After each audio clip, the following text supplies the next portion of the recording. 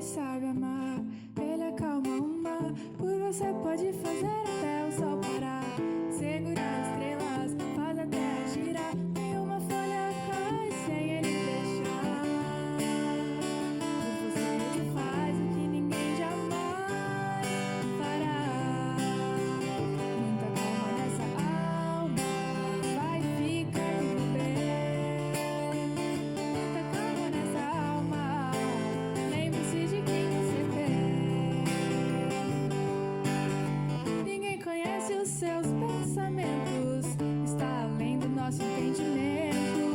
Ninguém o pode decifrar, pois ele é Deus e não precisa se explicar. Só ele sabe o que não sabemos, só ele faz o que não podemos. Só ele tem o amor que acalma sua guerra. O teu futuro vem do Senhor, que fez os céus e a terra. Muita calma nessa alma, vai ficar tudo bem. Muita calma nessa alma, lembre-se de quem você tem.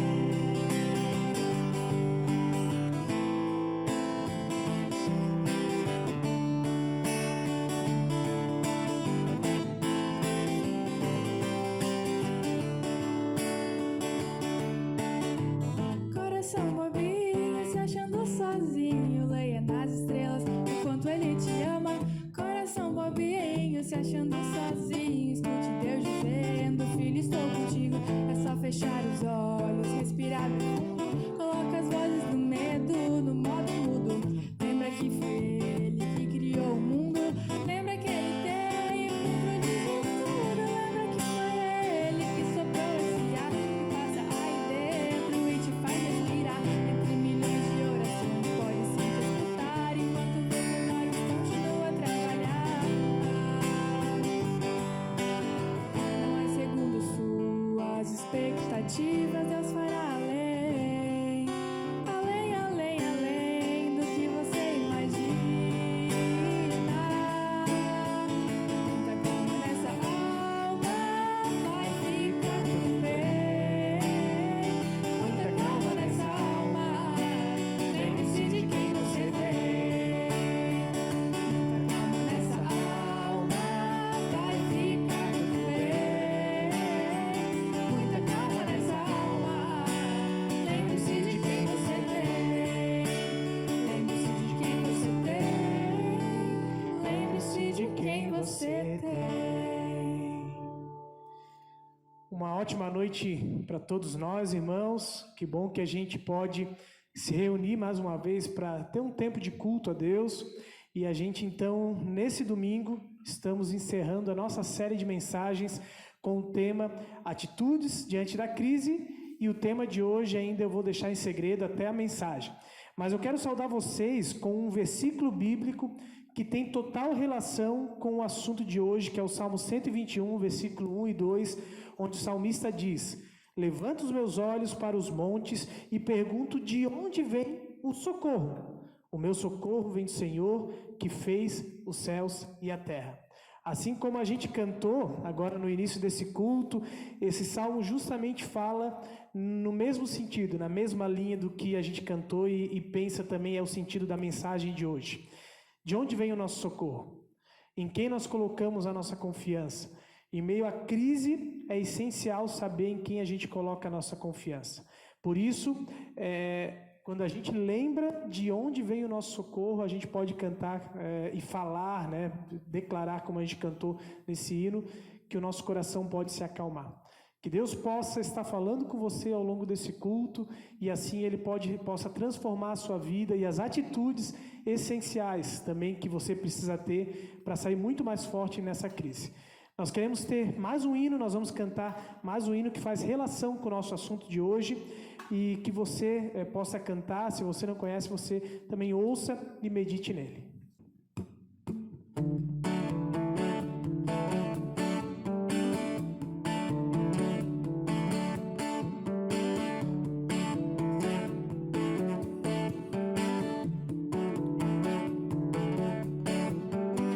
És meu pastor e nada faltará, as águas calmas me levarás, trazendo paz ao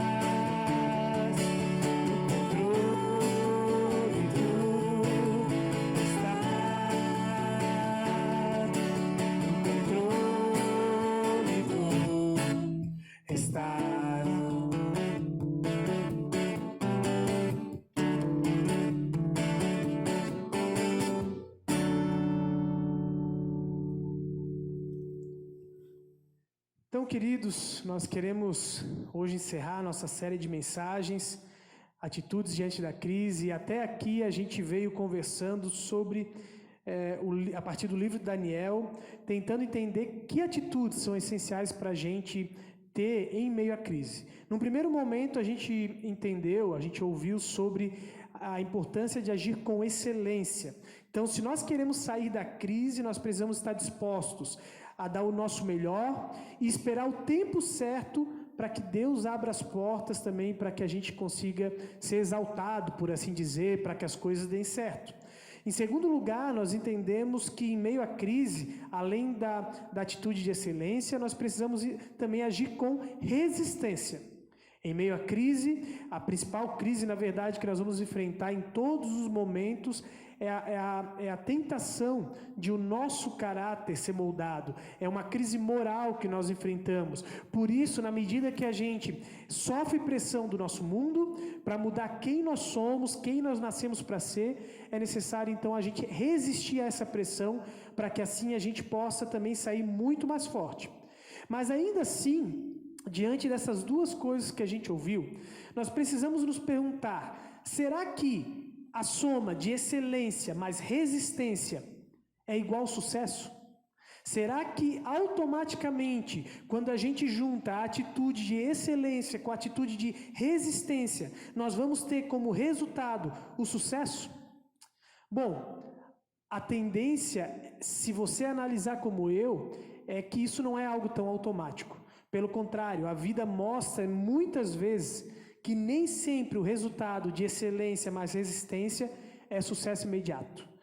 Quando nós vamos ser realistas, nós precisamos estar conscientes de que nada é tão fácil assim.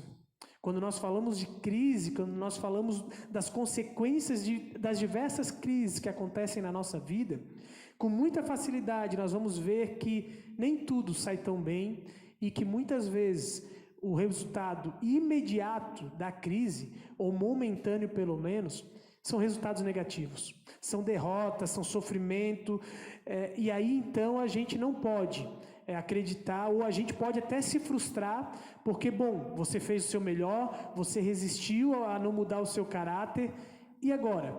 Será que falta alguma atitude? O que nós deveríamos fazer em meio à crise? E aí então a gente precisa saber que não é somente a atitude de excelência, mas caráter que basta, mas nós precisamos ainda acrescentar um terceiro ponto, que é excelência, resistência e confiança. Quando nós falamos de atitudes em meio à crise, nós vamos novamente hoje olhar para o profeta Daniel, e que não bastou para ele somente a atitude de excelência e resistência, mas ele precisou também lidar com as pequenas derrotas diárias, que talvez passou despercebido para a gente num primeiro momento nessa série, mas que dentro da grande derrota que Daniel passou, que foi o fato que ele foi retirado da Babilônia junto com o seu povo e foi tirado de Israel junto com o seu povo e levado para a Babilônia, nós vamos perceber que, bom, aqui há uma primeira derrota grande. Então aqui já começa a derrota do povo de Israel e, de certa maneira, do próprio Daniel. E dentro então do contexto onde Daniel começou a viver na Babilônia, onde ele sempre agiu com excelência, com resistência e também a confiança, que é o que nós vamos ver hoje, Daniel ele teve vitórias, mas ele teve também pequenas derrotas. De modo especial, hoje eu quero destacar 3 derrotas que Daniel teve num primeiro momento, e o que ele fez então, ou qual foi a atitude dessa confiança dele, como aconteceu essa confiança, para que ele pudesse conquistar a vitória em meio a isso. Então, quando nós lembramos do profeta Daniel, a primeira sentença, a primeira derrota que ele enfrenta, que na verdade todas as outras têm a ver com o mesmo acontecimento, são 3 sentenças de morte que nós vamos ver o profeta Daniel enfrentando. A primeira sentença de morte se encontra em Daniel capítulo 2, onde, depois que o rei havia pedido para os sábios da Babilônia interpretarem o seu sonho, e nenhum deles estavam interpretando, e Daniel já havia conquistado, de certa maneira, uma primeira vitória, porque ele conseguiu superar, né, a seleção e foi escolhido para servir ao rei, nenhum deles interpretava, e nesse sentido, então, Daniel agora sofre, junto com todos os outros sábios da Babilônia, uma sentença de morte. O rei, Daniel capítulo 2, versículo 12 diz: isso deixou o rei irritado e furioso, que ele ordenou a execução de todos os sábios da Babilônia. Então, mesmo aqui nesse primeiro momento, nós vamos lembrar que Daniel não foi morto, porque ele chamou os seus amigos para orar, Deus revelou a ele o sonho, e assim o rei pôde não fazer acontecer o que ele tinha determinado da sentença de morte. Mas Daniel aqui sofre a sua primeira derrota. Imagine, se coloque no lugar de Daniel hoje, ouvindo que, antes de poder chegar na presença do rei, que estava certo a sua morte, que ele iria morrer em algum momento. Ele teve tempo para tentar contornar isso, mas naquele momento ele teve uma pequena derrota que poderia desanimar ele. Mesmo ele fazendo o seu melhor, mesmo ele resistindo no seu caráter de não mudar, ainda assim ele perdeu. A segunda derrota que Daniel enfrenta também na Babilônia acontece junto também com o rei Nabucodonosor, onde no capítulo 3, a Bíblia conta, o relato ali, conta que o rei Nabucodonosor havia mandado fazer uma estátua enorme e colocado numa região da Babilônia. Todas as vezes que as pessoas passassem por aquela estátua, elas deveriam se dobrar e adorar a estátua do rei, que simbolizava a presença do próprio Deus da Babilônia, de um dos deuses da Babilônia na terra, que era o rei. E aí então nós vamos saber que os astrólogos, que eram uns dos sábios, né, alguns dos sábios que existiam naquela época na Babilônia, ficam com inveja de Daniel, começam a ficar sondando ele, e quando descobrem que ele e os seus amigos não estavam se dobrando diante da estátua, eles denunciam eles, os astrólogos denunciam eles para o rei, e o rei então condena eles a serem jogados numa fornalha quente. E aqui então nós lembramos que, além da sentença, o que acontece com Daniel e seus amigos é que eles foram jogados numa fornalha. Eles tiveram a derrota decretada, e a derrota momentaneamente aconteceu, porque o rei chegou naquele lugar, pegou aqueles homens e jogou eles na fornalha. Segunda derrota que eles enfrentam, apesar de a gente saber o que aconteceu na frente. Mas eu estou citando o segundo momento. Bom, depois de um tempo de paz, Daniel, de tempo talvez de vitória, depois do primeiro acontecimento, ele agora novamente tem uma derrota numa crise particular, uma pequena crise. E a terceira sentença de morte acontece em Daniel capítulo 6, na história da Cova dos Leões. A história da Cova dos Leões aconteceu quando o rei Dário, um rei persa, já havia dominado o Império Babilônico, então um novo rei havia assumido, e os conselheiros do rei Dário falam para ele que ele deveria proibir que qualquer outro deus fosse adorado na Babilônia. E então o rei Dário acata essa ideia, essa sugestão dos seus sábios. E aí, na medida que os sábios, né, tinham aconselhado o rei Dário a respeito disso, eles começaram então a perseguir Daniel para ver se ele ia adorar, orar ao seu Deus. E a Bíblia conta então que eles descobriram que Daniel estava orando na parte de cima da sua casa, 3 vezes por dia. E ele foi denunciado, e a história então conta, no capítulo 6, versículo 16, então o rei deu ordens, e eles trouxeram Daniel e o jogaram na cova dos leões. Querido irmão, por 3 vezes Daniel se deparou na sua vida com derrotas inquestionáveis. Por 3 vezes Daniel lidou na sua vida com derrotas inquestionáveis. Aos nossos olhos, não havia como negar que Daniel tinha sido derrotado.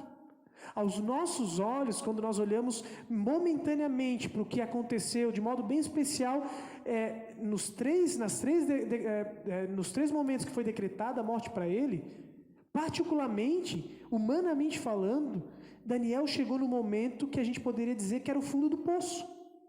Não havia mais volta para ele.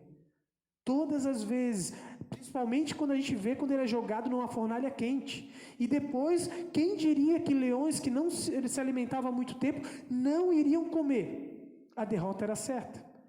Provavelmente no coração de Daniel, ele se perguntou, ele poderia até se perguntar, bom Deus, eu fiz o meu melhor e eu resisti à idolatria, eu resisti mudar o meu caráter.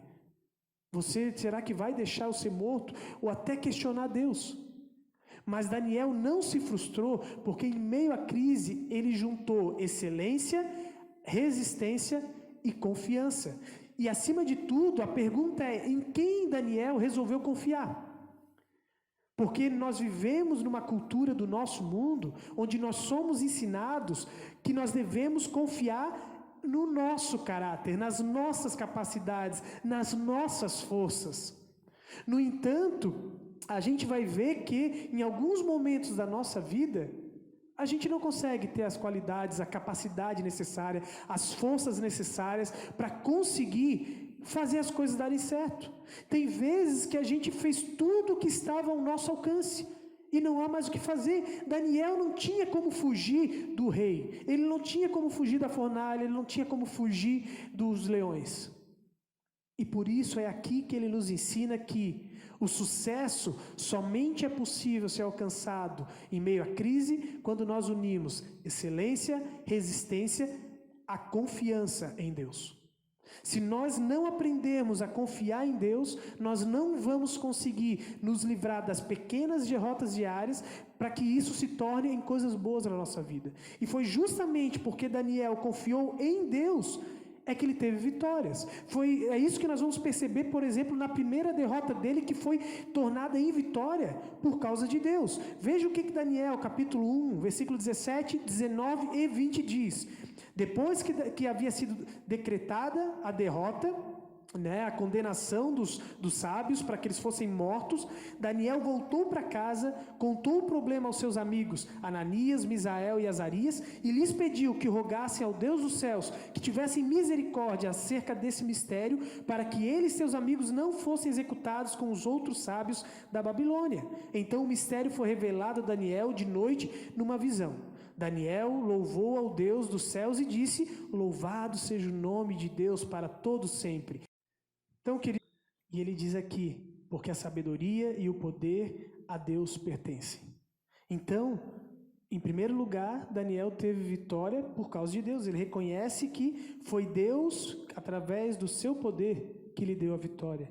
A segunda vitória de Daniel, que foi no caso da fornalha, também Daniel reconhece a mesma situação. A lógica é que Daniel usou em todas as situações foi a sua confiança em Deus. E veja, Daniel capítulo 3, versículo 17 e 18, Daniel responde ao rei quando vai acontecer essa situação, ainda na derrota dele. E veja que antes da vitória, Daniel já reconhece quem Deus é e o que Deus poderia fazer para ele. Se formos atirados na fornalha em chamas, o Deus a quem prestamos cultos pode nos livrar. E ele nos livrará das suas mãos, ó rei. Mas se ele não nos livrar, saiba, ó rei, que não prestaremos culto aos teus deuses, nem adoraremos a imagem de ouro que mandastes erguer. Então Daniel aqui, ele diz: rei, você precisa saber de uma situação. Nós temos certeza, e ele fala aqui, que Deus irá nos livrar. Mesmo que nós formos jogados numa fornalha, nós confiamos que Deus estará nos livrando através justamente dessa situação difícil. Então aquilo que poderia parecer uma derrota, Daniel confiava que, independente da escolha de Deus, isso era a soberania, isso era a vontade, isso era uma vitória, porque Deus estava permitindo que isso acontecesse. E claro, o resultado foi que Daniel foi livrado, ele e os outros amigos dele foram livrados da fornalha, eles se salvaram. E aqui então nós justamente entramos na terceira vitória que Daniel obteve através de Deus. Bom, na terceira vitória nós vamos lembrar então justamente da cova dos leões. E a cova dos leões, o mais interessante é que não foi somente Daniel que reconheceu a confiança em Deus e colocou a sua confiança em Deus, mas o próprio rei Dário, por simpatizar com Daniel, e não sendo da vontade dele que Daniel fosse jogado na cova, mas ele foi obrigado a cumprir a sua lei, que foi aconselhado pelos seus conselheiros, pelos sábios. O rei Dário diz o seguinte, no capítulo 6, versículo 16: então o rei deu ordens e eles trouxeram Daniel e o jogaram na cova dos leões. O rei, porém, disse a Daniel, olha o que o rei disse, que o seu Deus, a quem você serve, continuamente o livre. Tudo bem, aqui está o fato, Daniel confiava em Deus, e essa é a verdade, foi pela sua confiança em Deus que ele conseguiu se livrar de tudo. Mas ainda assim, há uma pergunta que a gente precisa responder sobre essa confiança, sobre essa atitude necessária no dia de hoje, no dia da crise. É como que Daniel conseguiu passar por 3 momentos das pequenas crises, dentro da grande crise de ele estar na Babilônia, sem ficar preocupado, sem ficar angustiado, sem ficar depressivo e sem desanimar. E isso tem a ver com o fato, em primeiro lugar, que Daniel escolheu confiar no poder de Deus. Ele sabia quem era Deus. Então, em primeiro lugar, Daniel confiava no poder de Deus. Em segundo lugar, Daniel conseguiu ficar tranquilo, porque ele confiava nos planos de Deus. Daniel sabia que a sua jornada na crise tinha a ver com uma história muito maior. Daniel lembrava que a sua vida não era o centro do mundo, que o mundo não girava em torno dele, mas que a história do amor de Deus pelo mundo começou muito antes dele, passava por ele, mas não terminava nele. E Daniel tinha consciência disso, porque dentre as muitas tradições que o povo judeu tinha, eles continuamente lembravam a história do relacionamento de Deus, como começou o relacionamento de Deus com o seu povo. Eles sabiam que Deus um dia chamou Abraão e deu a promessa de que ele faria deles uma grande nação e eles seriam uma bênção para todos os povos do mundo. Então Daniel sabia e tinha certeza que o povo de Israel tinha um lugar específico e especial dentro dos planos de Deus. E ele sabia isso também, porque conforme ele foi se relacionando com Deus, além de ele lembrar do passado, Deus também continuou revelando os seus planos para o futuro, para Daniel. Se você ler os capítulos 7 em diante, até o capítulo 12, que é o último capítulo do livro de Daniel, nós vamos ver Deus revelando os planos sobre o fim dos tempos, sobre o que aconteceria com Israel, mas também um futuro em relação à humanidade. E Deus justamente estava lembrando Daniel que ele tinha um plano muito maior do que somente relacionado à vida dele, do que somente libertar ele pontualmente das pequenas crises da vida dele. Daniel lembrou-se que Deus tinha um plano muito maior. E qual era esse plano?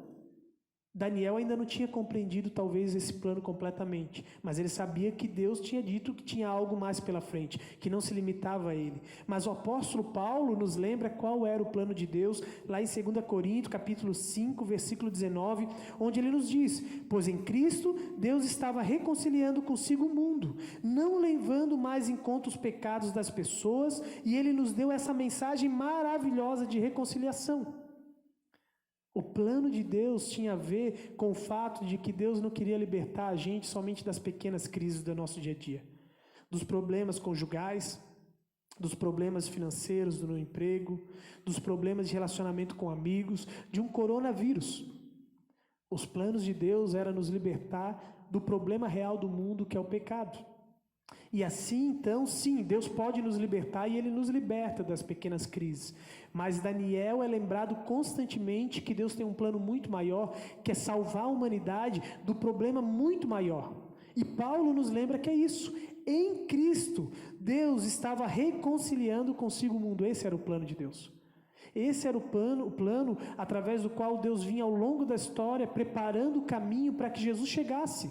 A Babilônia foi parte dos planos de Deus para que assim um dia viesse ainda o Império Romano chegar, conquistar Israel, ter a paz necessária e assim então finalmente Jesus poder vir morrer numa cruz dentro de um contexto específico, de uma cultura, mas que para também justamente salvar a humanidade inteira, para nos libertar do que nós realmente precisamos. E é por isso que o apóstolo Paulo diz em Romanos capítulo 1, versículo 16, pois eu não me envergonho das boas novas a respeito de Cristo, que são o poder de Deus em ação para salvar todos os que creem, primeiro dos judeus e também os gentios.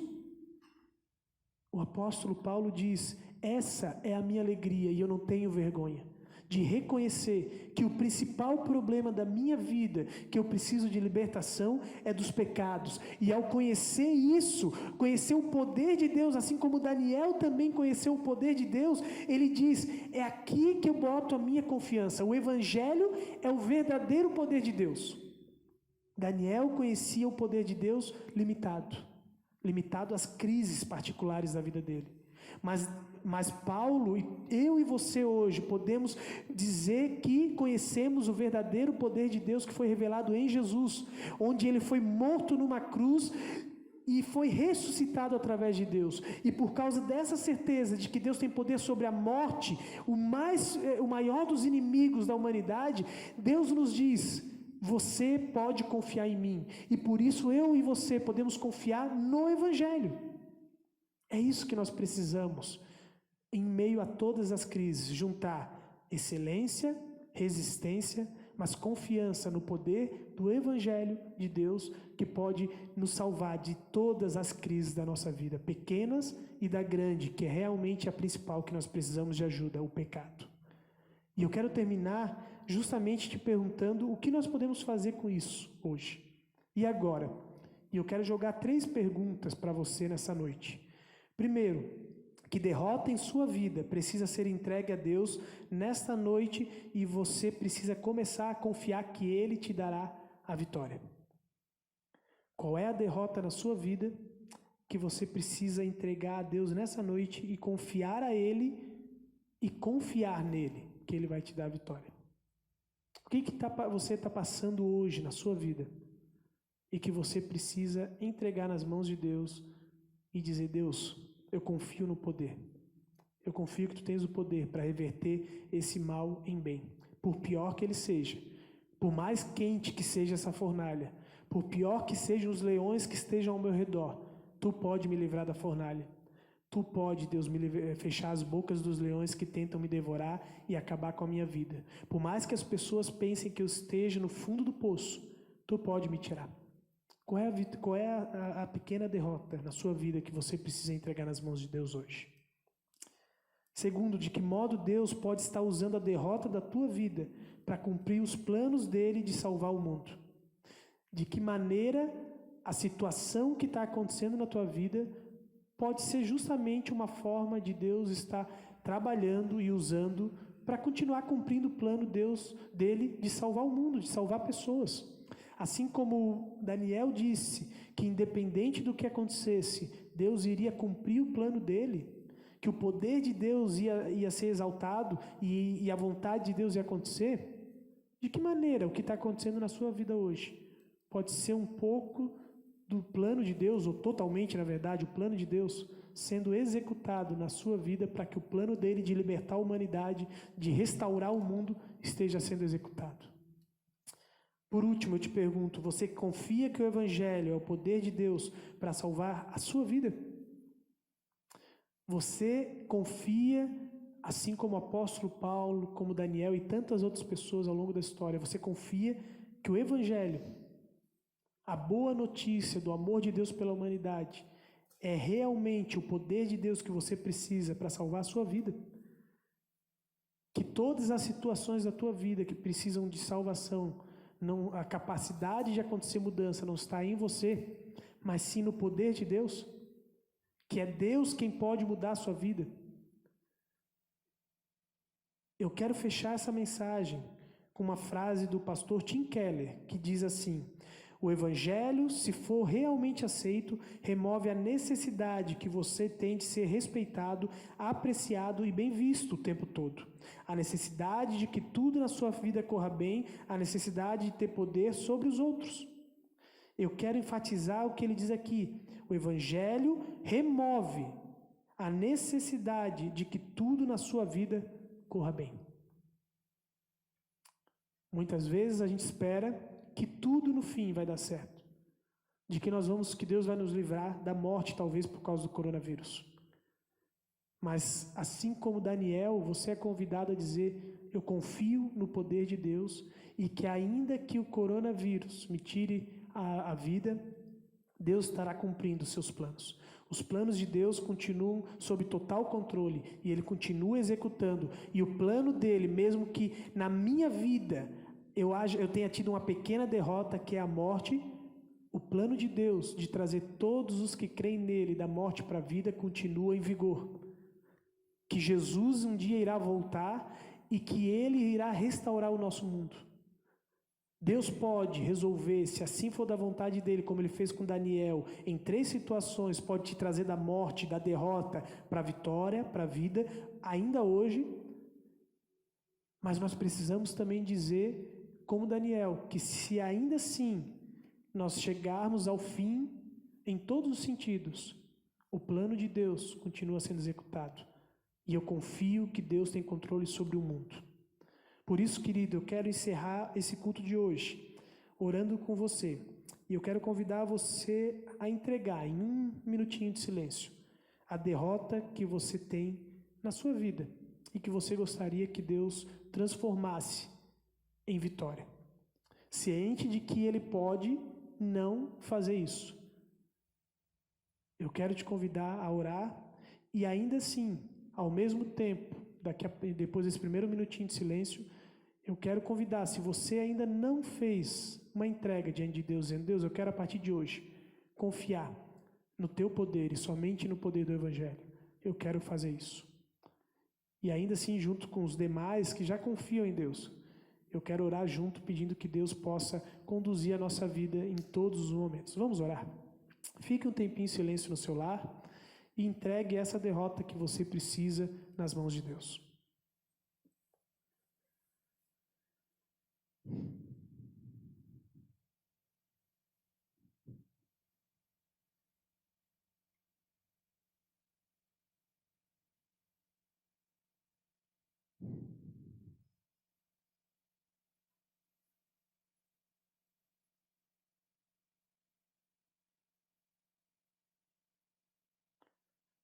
Senhor nosso Deus, nós te agradecemos, Pai, por esse tempo de ouvir a Tua palavra.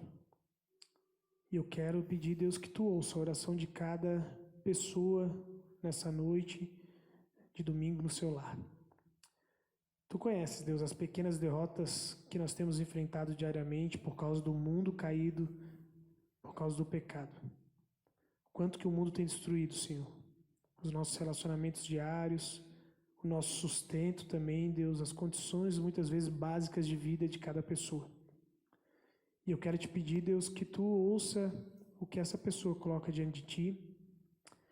E cientes, Deus, de que nós confiamos no Teu poder e não na nossa capacidade, por mais que a gente faça o melhor, eu quero te pedir que, se assim Tu desejares, Deus, e se for para a Tua honra e Tua glória também, que isso vai acontecer, que Tu torne essa derrota em vitória, Senhor, na vida dessa pessoa. Que Tu faça com que essa pessoa comece a enxergar uma solução para aquilo que ela está passando de fundo do poço, de um caminho, parece que sem volta de derrota, Senhor.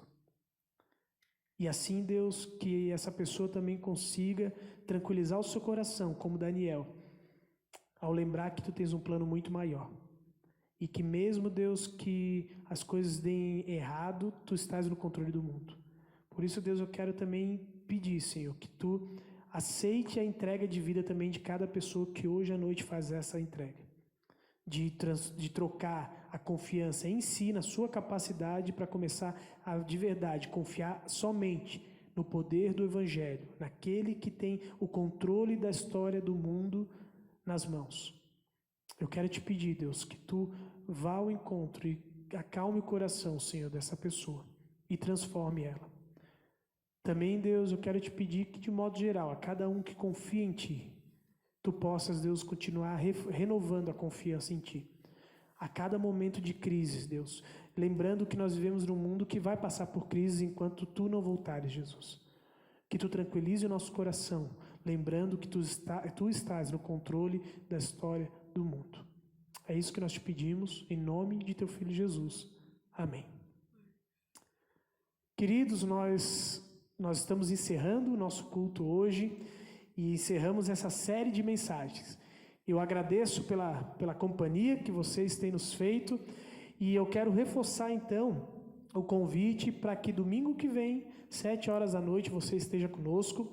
Nós ainda não temos posição sobre se vamos poder começar a ter cultos presenciais, mesmo com limitações. Ao longo da semana nós vamos estar dando algum posicionamento para os nossos membros nas redes sociais. Mas eu quero te convidar para a nova série de mensagens que nós vamos começar a partir do próximo domingo. Mais amor é o tema da série. A arte vai estar sendo divulgada nas redes e nós queremos então poder entender como é possível ou quais são os caminhos que a gente tem que seguir num mundo que a gente vê que está faltando amor nos relacionamentos, no convívio diário. E a gente quer poder então começar essa nova série a partir do próximo domingo, 7h da noite. Além disso, eu quero também reforçar um convite para as mulheres da nossa comunidade, que na próxima quarta-feira, dia 1º de julho, nós teríamos, se não acontecesse essa pandemia e todo o distanciamento social, o encontro do Dia da Mulher na igreja, aqui na cidade de Cristal. Não vai ser possível, mas nós resolvemos, junto com a paróquia, aqui também a cidade de Cristal, a comunidade de Cristal, fazer algo para não passar em branco esse dia. Então, na quarta-feira, a partir das 14h, nós vamos estar disponibilizando um vídeo no canal da nossa comunidade, Redentor Cristal, para poder não passar em branco. Vai ter 2 pessoas especiais que foram convidadas para trazer duas breves mensagens nesse vídeo, e você, então, mulher, não deixe de aproveitar esse tempo no sábado, na quarta tarde ou ao longo da semana, para poder assistir esse vídeo, de repente até com a sua filha, com algum parente próximo, para não deixarmos passar em branco. Uma abençoada semana, até semana que vem. Amém. Posso até sonhar, mas eu aqui só esperar. Eu sou um deles, sou só um deles. Minha oração só é real transformação se começar em mim. Haja mais amor a começar em mim. Amor que eu tanto quero ver a começar em mim. A começar em mim. Que me perceber, que antes possa me reconhecer, me descrever.